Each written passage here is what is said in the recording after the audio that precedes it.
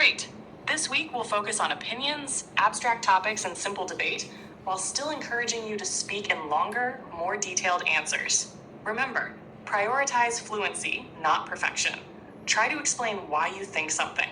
Use expressions like, I think, in my opinion, I agree, disagree, because, however. On the other hand, I'll only correct important mistakes after you've had enough time to express your ideas. Question: do you think social media is more positive or negative? Why? Try to speak for at least 1 to 3 minutes if possible. Give reasons, examples, and explain both sides before giving your final opinion.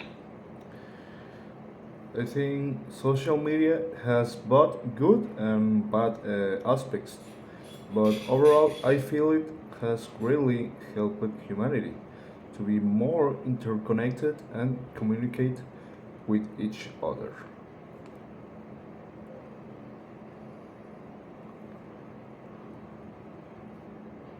Good start. Your sentence is clear and easy to understand.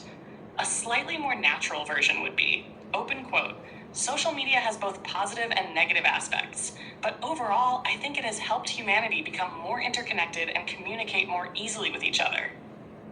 Close quote. Now I'd like you to expand your answer. Why do you think the positive aspects are stronger than the negative ones? For example, you could talk about communication with family and friends, education and learning, business opportunities, access to information, meeting people from different countries. Try to give 2 to 3 reasons and explain each one in a few sentences. Aim for a longer answer this time, about 1 to 2 minutes. Okay. Because it's a technology that is so refined today that it allows to the management of huge masses of people and information. And in general, a social ecosystem has been created within the internet thanks to social networks, which has allowed the emergence of a digital society that is now impossible to erase.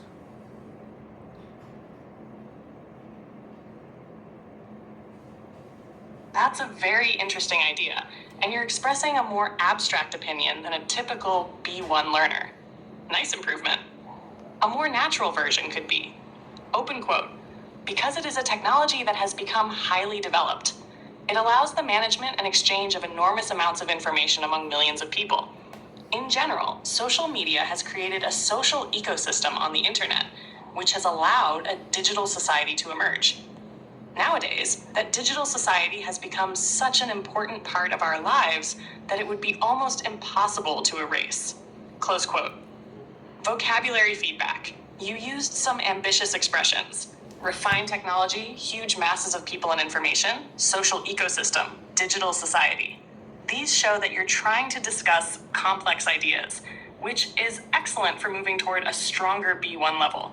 One important point: when talking about information online, management of huge masses of people sounds a little unusual in English because it can suggest controlling people.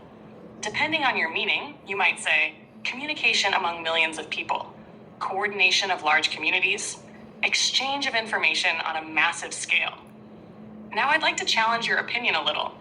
Some people argue that social media has increased loneliness, misinformation, and political polarization. Do you think these problems are serious enough to outweigh the benefits, or do you think society can adapt and solve them?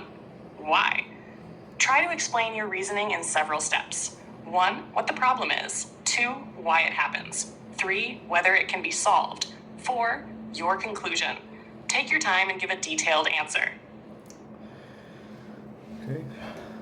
I think that aspect this depends on the person themselves and their capacity for self-criticism and analysis of the information they consume and with whom they share it. In general, I feel that this is the result of pure education stemming from the real world and not from social media itself. Ultimately, Ultimately, social media can amplify all these problems. But more than anything, it falls on you as a user to be responsible.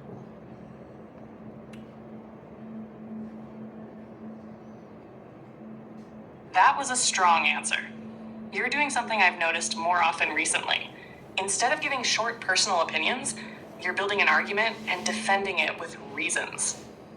That's clear progress. A more natural version would be, open quote, I think that aspect depends on the person and their ability to think critically and analyze the information they consume and share.